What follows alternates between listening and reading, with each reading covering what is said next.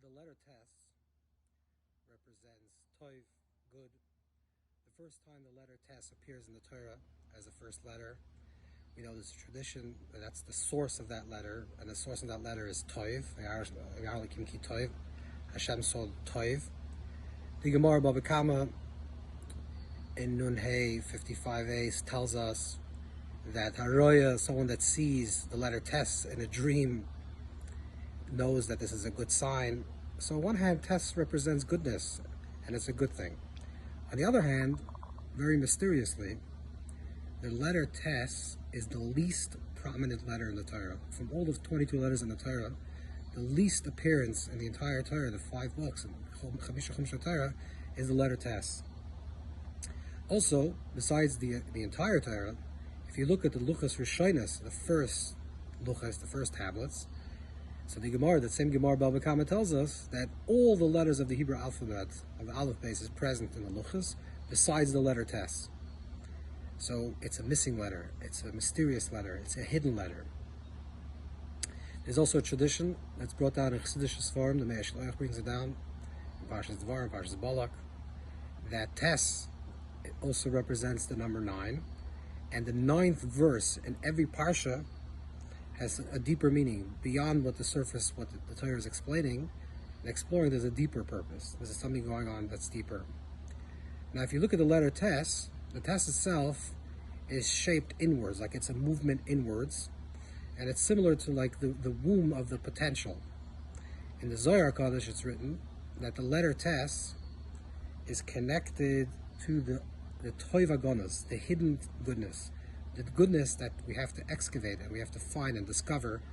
That's not latent, it's not present on the open, and something that we have to delve deeper and to find that Toiv. We find this in the beginning of the Torah, where it talks about Hashem creating the world. So everything that Hashem is doing in the creation, the process of creation, in the beginning of creation, the Masa Bereshis, it says Hashem is Vayotzar, Hashem makes, or Hashem Vayas, or Vayidaber, and Vayomer Hashem speaks. And these are all generative. These actually are creative aspects that Hashem creates through speech. Vayomer Hashem Yior, Hashem says, let there be light, and there was light.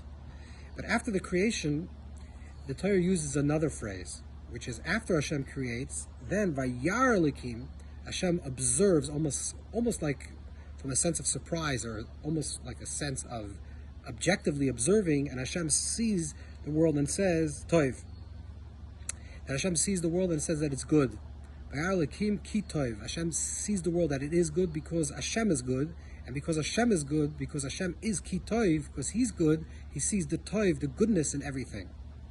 Of course, we are meant to follow Mahu Rachum Afatu Rachum, just like Hashem is compassion, the same also we have to show compassion, that we have to train ourselves also to be able to see the Toiv, to be able to see the goodness in everything, to find the Toiv Apnimi, the internal goodness, the Toiv Agonos, the hidden goodness within every situation, within every single person.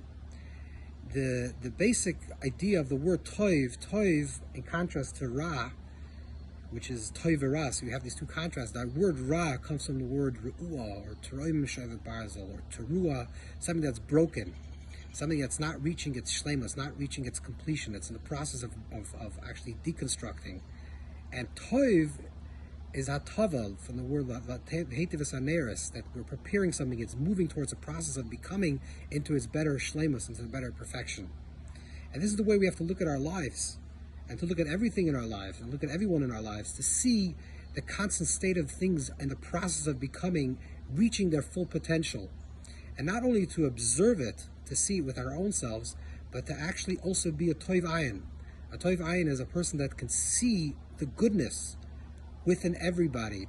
And by seeing the goodness, we actually draw out that goodness from the other person. By seeing the goodness in the situation, by trying to understand, why am I going through this difficult situation? If you're going through a difficult situation, to try to understand the process, to understand the hatava, how this is making you into a better person and bring you to a better and to a higher place, and to see that within yourself, and then to see that within everything of life, and to see that within the other person. That means a person has a toiv ayin, is a person that sees good. And it says about Avram Avinu And Avram Avinu, Talmidah Shel Avram, to be a student of Avram is to be a Toiv Ayin, and it is to see with a good eye. And a Toiv Ayin hu Yavorach. A Toiv Ayin is someone that brings down blessings.